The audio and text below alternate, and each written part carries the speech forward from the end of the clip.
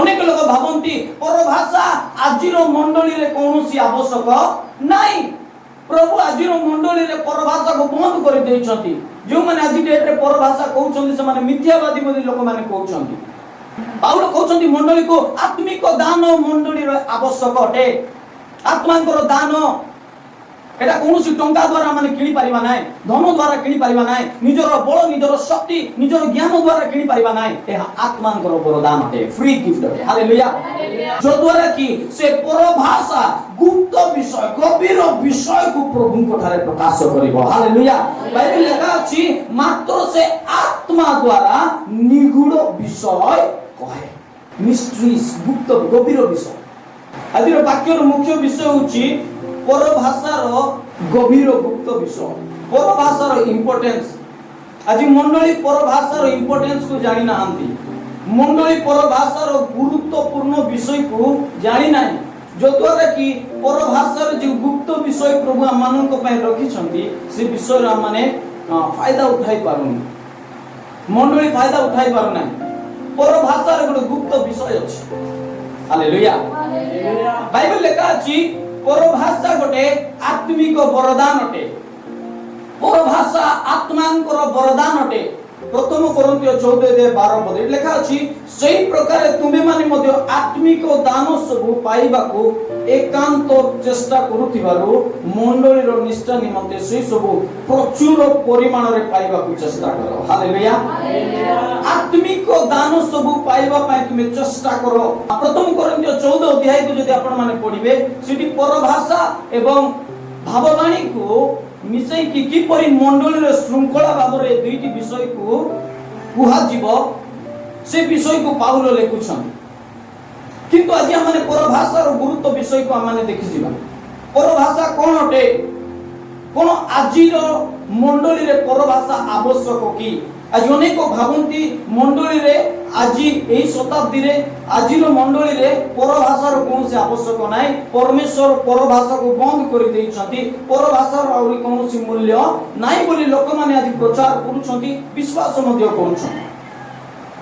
किंतु बाइबल हमन को कोन कहे, बाइबल हमन को केउ शिक्षा दिए से विषय को माने जीवा जे पई भूल शिक्षा मान को धरे प्रवेश न करू। बाइबल लेखा अछि शेष काल रे अनेक लोक माने भूल डॉक्ट्रिन भूल शिक्षा गुडी आनी मंडली रे प्रवेश कराइबे आ मंडली रो लोक मान को भ्रांत करिबे। सेति में माने भ्रांत न हेबा पूर्वे आमे निज को प्रभु को वाक्य द्वारा शिक्षित कराइबे। हालेलुया। मंडली वाक्य द्वारा शिक्षित हेबार मुख्य विषय मंडली वाक्य द्वारा परिपक्व हेबार अछि, मंडली वाक्य द्वारा शिक्षित हेबार अछि, वाक्य जानितिबार अछि। वाक्य मानक पय गुरुत्वपूर्ण विषय। आत्मिक दान पाइबा पाए तुमे चेष्टा करो। इंग्लिश बाइबल लेखा जो तुमे डिजायर करो, प्रेम और अनुसरण करो। आत्मिक दान सब पाइबा पाए तुमे चेष्टा करो, डिजायर करो, इच्छा प्रकाश करो। आत्मिक दान केते बेले पाई हबो जने विश्वासी आत्मांकर दान केते बेले पाइबो जते बेले से इच्छा प्रकाश करो। तार मन रे जते बेले इच्छा को जातो करिबो ना मते दरकार भाववाणी रो दान दरकार, मते परभाषा रो दान दरकार। जते बेले तुमर भितरे गोटे इच्छा प्रकाश हो प्रभु आपण मानकर मनर कथा को जानी हृदय रो कथा को जानी आपण मान तांकर आत्मिक वरदान गुडी को देबे। हालेलुया। हम जदि प्रथम कोरिन्थियो 12 अध्याय तारो 8 9 एवं 10 पद जदि आपण माने पढिबे सिटी आत्मिक दान विषय रे बा आत्मांकर दान विषय रे लेखा अछि।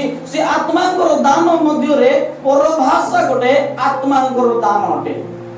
ए परभाषा को हम माने की परि व्यवहार करिबा एवं परभाषा को परमेश्वर हमन को काहे की देइ छथि से विषय को टिके आलोचना करिबा।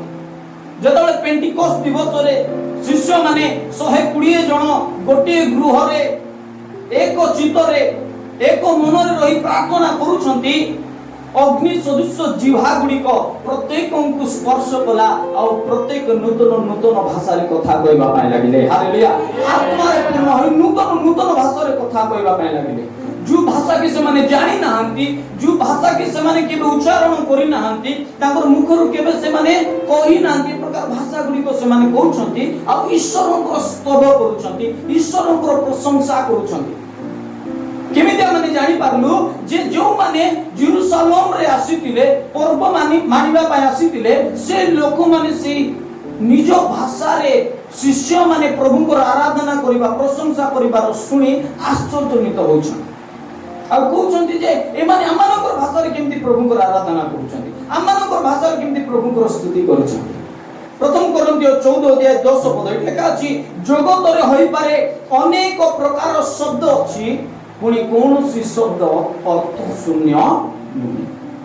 जगत अनेक शब्द अच्छी ए अच्छी बी अच्छी सी अच्छी आ अच्छी अ अच्छी आ अच्छी आमनकर चिंताधारा रे जदि आमने से शब्द को बुझी पारुनु आमे भाबुचु जे शब्द रो कोनोसी मूल्य नै कोनोसी अर्थ नै किंतु प्रत्येक शब्द रे ई जगत रे गोटे अर्थ अछि। मनुष्य जे कोनोसी शब्द निजर पाठी उच्चारण करे से शब्द रो गोटे अर्थ अछि। होई पारे ओडिया भाषा रे से शब्द रो अर्थ नै होई पारे इंग्लिश भाषा रे से शब्द रो अर्थ नै होई पारे तमिल भाषा रे से शब्द रो अर्थ नै किंतु ए जगत रो अनेक भाषा अछि जो भाषा रे किसी शब्द रो अर्थ अछि।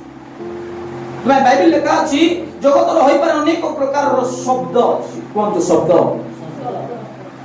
शब्द कौनसी शब्द अर्थ शून्य नाय प्रत्येक शब्दर अर्थ अछि। हालेलुया। तो हम बाइबल रे देखुछु जे परभाषा गोटे शब्द अटे परभाषा गोटे स्वर्गीय शब्द हम जे परभाषा को कहूछु हम गोटे शब्द उच्चारण करूछु गोटे एक प्रकार भाषा को कहूछु एक प्रकार भाषा को हमनकर पाटी द्वारा उच्चारण करूछु जो भाषा की परमेश्वर बुझी पारंती। बाइबल लिखा अछि प्रथम कोरिन्थियो 14 अध्याय 2 पद रे कारण जे परभाषा रे कथा कहे से मनुष्य को कथा कहे नाही किंतु ईश्वर को कहे। हालेलुया। बाइबल लिखा अछि ईश्वर आत्मा जो माने ताकर उपासना करंती आत्मा रे सत्य रे समान उपासना करिवार उचित। जेतबेले कुकुर एवं कुकुर कम्युनिकेट करंती कथा वार्ता करंती सेमानकर गोटे शब्द थाए सेमानकर गोटे भाषा थाए गोटे चढ़ई अन्य एक चढ़ई सहित कथबार्ता करे ताकर गोटे भाषा थाए गोटे कुकुड़ा आउ एक कुकुड़ा सहित कथबार्ता करे ताकर गोटे भाषा थाए गोटे मनुष्य आउ गोटे मनुष्य सहित कथबार्ता करे ताकर गोटे भाषा थाए से परी गोटे आत्मा जेतबेले आउ गोटे आत्मा सहित कथबार्ता करे ताकर गोटे अलग भाषा थाए। हालेलुया। ओ हालेलुया।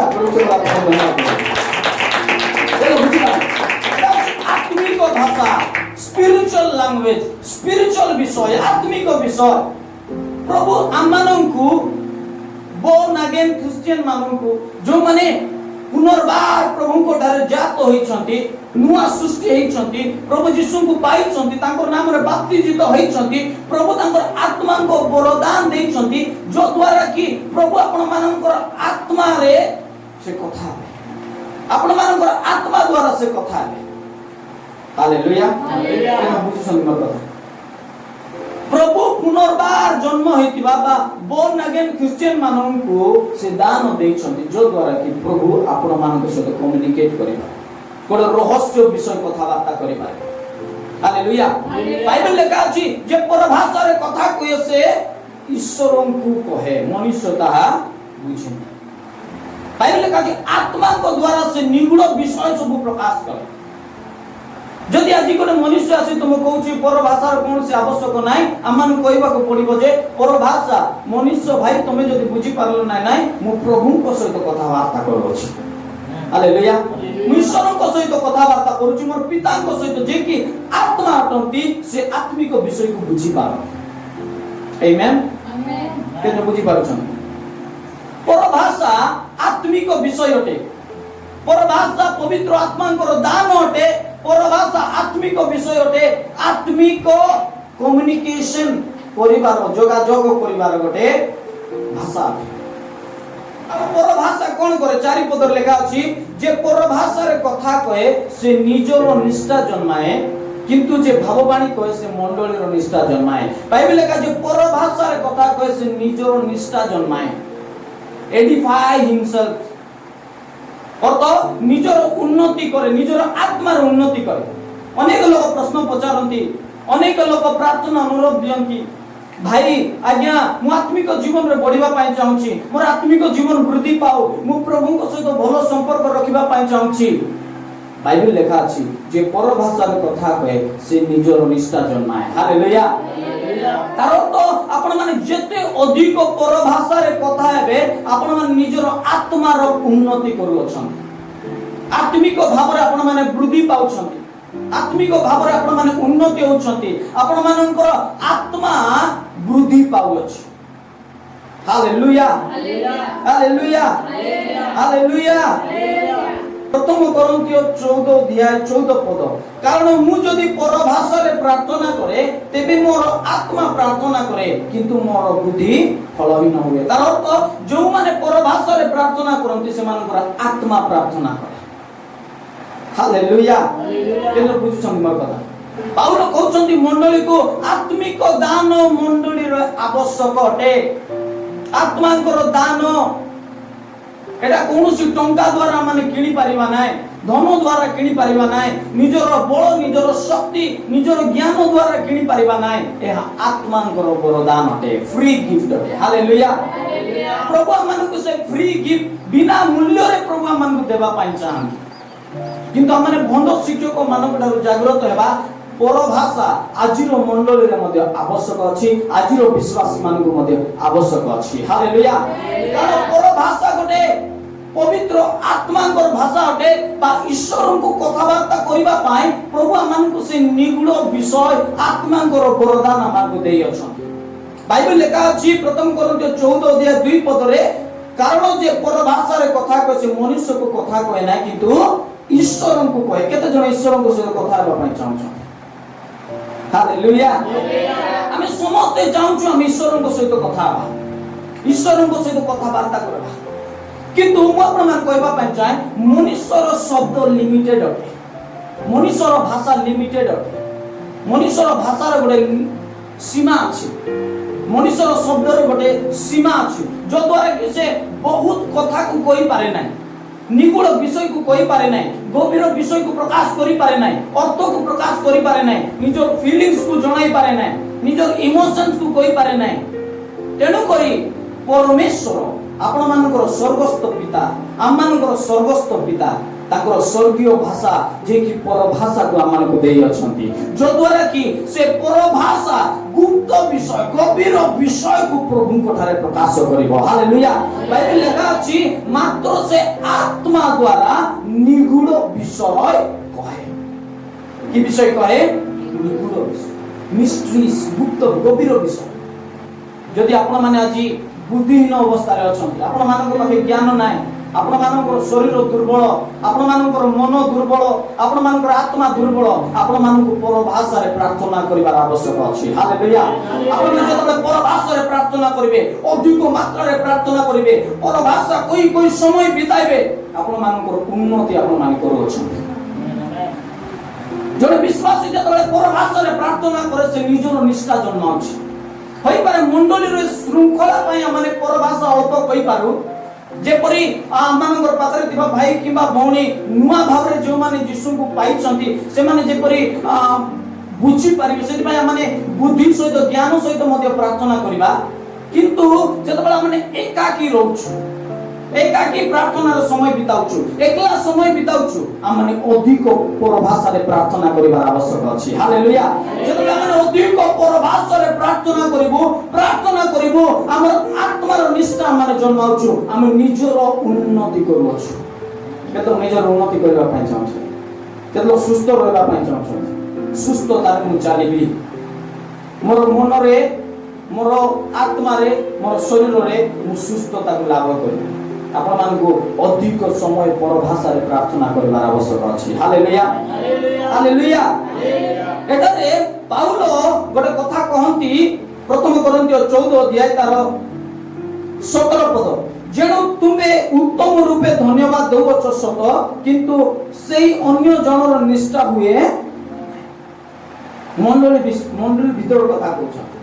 तू भीतर कथा मंडली भीतर। हालेलुया। मंडली रे माने बुद्धि सहित प्रार्थना करि परिबा, ज्ञान सहित प्रार्थना करि परिबा, जेमति आमानकर पात्र दिबा भाई किबा भौणी बुझी पारबो श्रृंखला पाए। किंतु पाउल कोन कहउछन्ती 18 पदर सेटा मान देखि जिबा, मु तुम समस्त को अपेक्षा अधिक रूपे परभाषा रे कथा कहे बोली ईश्वर को धन्यवाद देउछि। हालेलुया। तुम समस्त को अपेक्षा अधिक परभाषा रे प्रभु को कोन करूछि मो धन्यवाद मु परभाषा रे प्रार्थना करूछि। तार तो पाउल समस्त को अपेक्षा अधिक परभाषा रे प्रार्थना।